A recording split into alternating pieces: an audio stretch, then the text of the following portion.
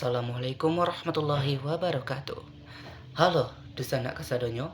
Perkenalkan, nama Ambo Adeka Gusnanda, seorang mahasiswa Universitas Andalas, Fakultas Ilmu Budaya, jurusan Sastra Indonesia. Pertama dan terutama sekali, marilah kita ucapkan puji dan syukur atas kehadiran Allah Subhanahu wa Ta'ala yang telah menelimpahkan rahmat dan hidayahnya kepada kita semua, sehingga kita bisa hidup di dunia ini dalam keadaan sehat walafiat. Salawat beserta salam tak lupa kita kirimkan kepada pucuk pimpinan umat manusia, yakni Nabi besar Muhammad sallallahu alaihi wasallam. Allahumma sholli ala sayyidina Muhammad wa ala ali sayyidina Muhammad. Untuk kesempatan kali ko, izinkan Ambo bercerita tentang suatu cerita yang ada di negari Ambo yang telah tersabar dari dulu kala dan turun temurun, yaitu cerita tentang legenda Induk Ame di Nagari Stapus, Kecamatan Sangir Batanghari, Kabupaten Solok Selatan. Dahulu kala, sebelum orang mengenal namanya transportasi, orang dulu tuh yang punya transportasi di saat itu hanyalah orang-orang kaya yang ada di negara itu. Maka, masyarakat ketika pada saat itu pai ke mano-mano, berjalan kaki, termasuk pai ke pasar, mantan anak pai sekolah, atau kama-kama. Jarak pasar dari negara itu bisa dibilang cukup jauh, yakni sekitaran 3 km jauhnya, dan harus melewati beberapa bukit-bukit. Di antara banyaknya bukit-bukit itu, ada sebuah bukit yang bentuknya kok agak unik, di mana di atas puncaknya itu ada sebuah batu gadang.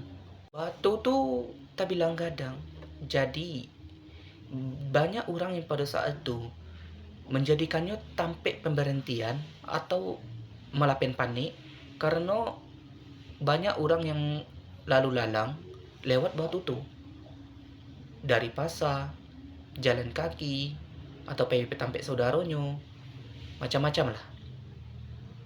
Dan daerah tuh masih kantau lah dengan berbau yang namanya hal-hal gaib. Suatu hari, ada induk membawa anaknya baru pulang dari pasar. Karena induk ko membawa banyak barang, jadinya balapen panik lah di atas batu tu. Dan anaknya ko dipidian saya main-main. Nah, ketika anaknya tu pai main-main tu, ya buang air ketik lah anaknya ko kan, buang kancing. Nah, nyopai ke belakang batu tu, dah tu mengancangi batu tu,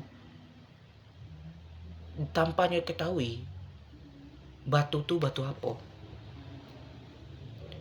Setelah sudahnya malapen panik, nyo pun pai melanjutkan perjalanan.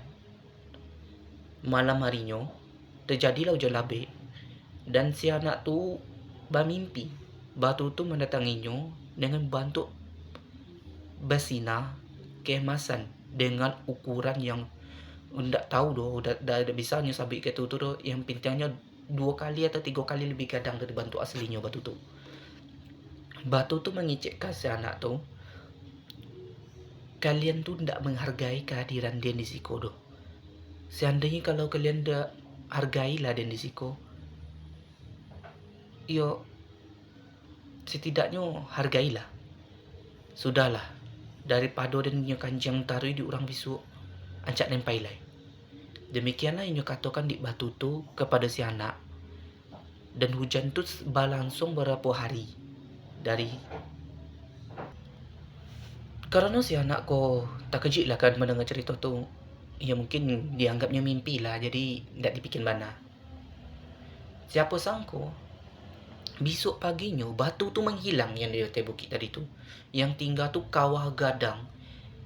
Seakan-akan ke batu tu hilang dalam waktu semalam. Maka anak tu kan yang mimpi malam tadi tu, dia ceritalah tu kamarnya bahawa mimpinya tu menyangkut tentang batu ame yang berang atau tersinggung lah karena nya kancangi. Jadi si amaknya ko menceritakan cerita ko kepada tetangga-tetangganya, dan akhirnya tersebar luas lah di cerita tuh di masyarakat kampung tuh.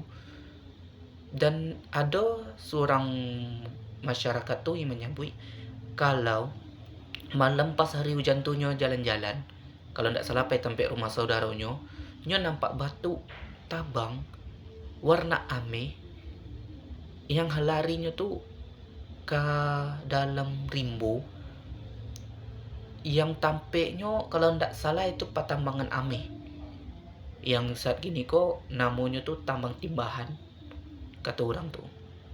Jadi karena cerita tuh laman tersebar luwe, jadi nyesabut lah cerita tuh kalau batu yang tabang ke dalam rimbo tuh adalah batu ame. Ya, batu ame. Sampai kini ndak ada yang tahu batu tuh kama apainya. Tapi masih ada beberapa masyarakat yang bermimpi kalau batu tuh pai ke sampai tambang-tambang yang ada di dalam rimbo.